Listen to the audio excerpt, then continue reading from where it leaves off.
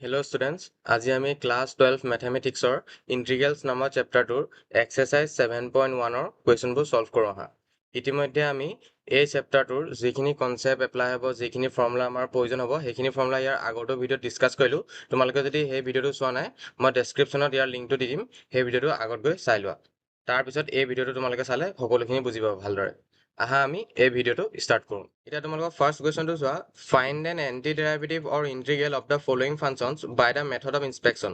মানে তোমাক তলত দিয়া ফাংচনবোৰৰ কি উলিয়াবলৈ কৈছে, এন্টি ডেৰিভেটিভ উলিয়াবলৈ কৈছে, কি মেথডৰ সহায়ত, ইন্সপেকশ্যন মেথডৰ সহায়ত। আমি অলৰেডি ইন্সপেকশ্যন মেথডটো ইয়াৰ আগৰটো ভিডিঅ'ত ডিছকাছ কৰিলোঁ। এতিয়া আহা আমি এই সাইন টুৱাইছ এক্সৰ কি উলিয়াওঁ, এন্টি ডেৰিভেটিভ উলিয়াওঁ। এন্টি ডেৰিভেটিভ মানে কি, ইন্টিগ্ৰেল। আমি সাইন টুৱাইছ এক্সৰ integration of sine twice x d x কি হ'ব, আমি এনেকুৱা এটা ফৰ্মুলা পঢ়িছিলোঁ, সাইন এম এক্স থাকিলে কি হ'ব, যিটো কনষ্টেণ্ট থাকে সেইটো কি হৈ যায়, ডিভাইড হৈ যায়, মাইনাছ কছ এম এক্স হয়, ডিভাইড বাই কি হয়, এম হয়। তাহলে integration sine twice x d x কি হ'ব, minus cos twice x divide বাই 2। দেখিছানে ইয়াত এমৰ ঠাইত 2 আহি গৈছে, তাহলে ইয়াৰ এমৰ ঠাইত কি আহি যাব, 2 আহি যাব। তেতিয়াহ'লে সাইন টুৱাইছ এক্সৰ এন্টি ডেৰিভেটিভ কি হ'ব, minus cos twice x divide বাই 2। এতিয়া আমাৰ ইন্সপেকশ্যন মেথডৰ ফৰ্মেটটো, উই নো ডেট ডিফাৰেঞ্চিয়েশ্যন অফ, যিটো তুমি এনচাৰ পোৱা minus cos twice x divide বাই 2, সেইটো ইয়াত লিখিব লাগে, ইজুকেল তোমাক যিটো এন্টি ডেৰিভেটিভ উলিয়াব দিছে তুমি সেইটো ইয়াত লিখি দিব লাগে, সাইন টুৱাইছ এক্স। আমাক এনেকৈ লিখি দিব লাগে যে anti derivative of sine twice x is minus cos twice x divide বাই 2। বুজি পাইছা? এতিয়া সেকেন্ড এই ফাংচনটো আমাক এন্টি ডেৰিভেটিভ উলিয়াবলৈ কৈছে। এন্টি ডেৰিভেটিভ মানে কি, ইন্টিগ্ৰেশ্যন অফ cos 3x dx কি হ'ব, আমি এনেকুৱা এটা আকৌ এটা ফৰ্মুলা পঢ়িছিলোঁ আমি, ইন্টিগ্ৰেশ্যন অফ cos mx dx কি আছিলে, sin mx ডিভাইডেড বাই m। তাহলে ইয়াত m ৰ ঠাইত কি আছে, 3 আছে, তাহলে sin 3x ডিভাইডেড বাই কি হ'ব, 3 হ'ব। মানে cos 3x ৰ এন্টি ডেৰিভেটিভ কি হ'ব, sin 3x ডিভাইডেড বাই 3। ইয়াৰ ফৰ্মেটটো এনেকৈ লিখে। তাৰপিছত লিখি দিবা therefore anti derivative of cos 3x is কিমান, sin 3x ডিভাইডেড বাই 3। বুজি পাইছা?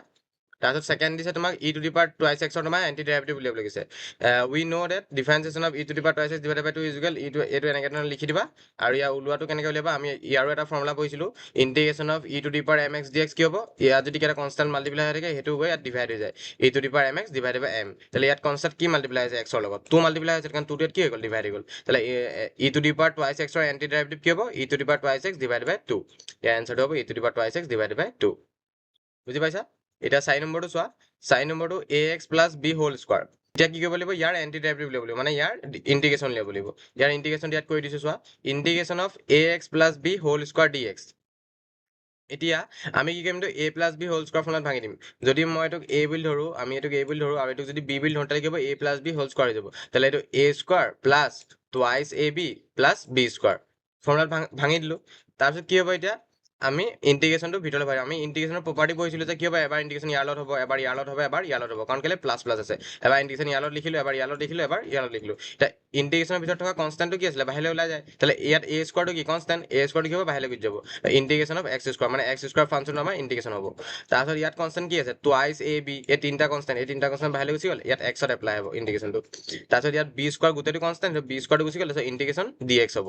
ইয়াত একো নাই, মানে কি আছে, 1 এটা আছে। তাৰপিছত এতিয়া a স্কোৱাৰটো a স্কোৱাৰ আছে, তাৰপিছত ইন্টিগ্ৰেশ্যন অফ এক্স স্কোৱাৰ মানে কি আছিলে, এইটো x to the power n ফৰ্মত আছে, x to the power n plus 1 divided by n plus 1 আছিলে, মানে x to the power 2 plus 1 divided by 2 plus 1, মানে x to the power 3 divided by 3 হৈ গ'ল। বুজি পাইছা? প্লাছ টুৱাইছ এ বিটো টুৱাইছ এ বি হিচাপে আছে। তাৰপিছত ইন্টিগ্ৰেশ্যন অফ x মানে কি হ'ব, x to the power 1 plus 1 divided by 1 plus 1, মানে x স্কোৱাৰ ডিভাইডেড বাই 2 হৈ যাব। তাত 2 কি হৈ গ'ল, কেনচেলত গুচি গ'ল। তাৰপিছত তলত এ বি এক্স স্কোৱাৰ থাকি গ'ল, এ বি এক্স স্কোৱাৰ থাকি গ'ল। তাৰপিছত ইন্টিগ্ৰেশ্যন অফ বি স্কোৱাৰটো বাহিৰতে আছে, ইন্টিগ্ৰেশ্যন অফ ওৱান মানে কি, এক্স টু দি পাৱাৰ 0, তাহলে ইন্টিগ্ৰেশ্যন অফ ডি এক্স কি হ'ব, এক্স হ'ব, তাহলে বি এক্স স্কোৱাৰ হৈ গ'ল, বি স্কোৱাৰ এক্স হৈ গ'ল।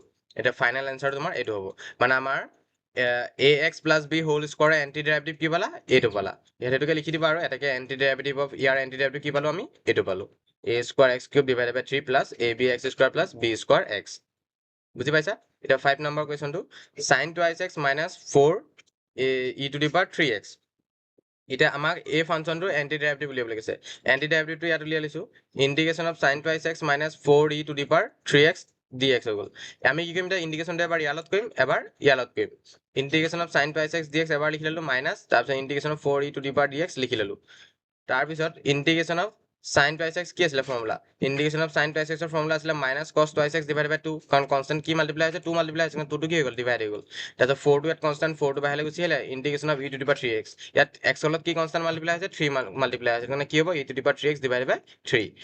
তাৰপিছত কি কৰিছো, 4টো ইয়াৰ ওপৰলৈ মাল্টিপ্লাই কৰিলো, আৰু 3 1 3 হৈ যাব, মানে আল্টিমেটলি তুমি এনেকৈ লিখিব পাৰা। হৈ গ'ল বুজি পালা তোমালোকে এয়াই আছিলে আজিলৈ আমি 7.1 কুৱেশ্যন নম্বৰ 5 লৈকে আজি কমপ্লিট কৰিলোঁ নেক্সট ভিডিঅ'ত তাৰ পিছৰ পৰা আমি কৰি যাম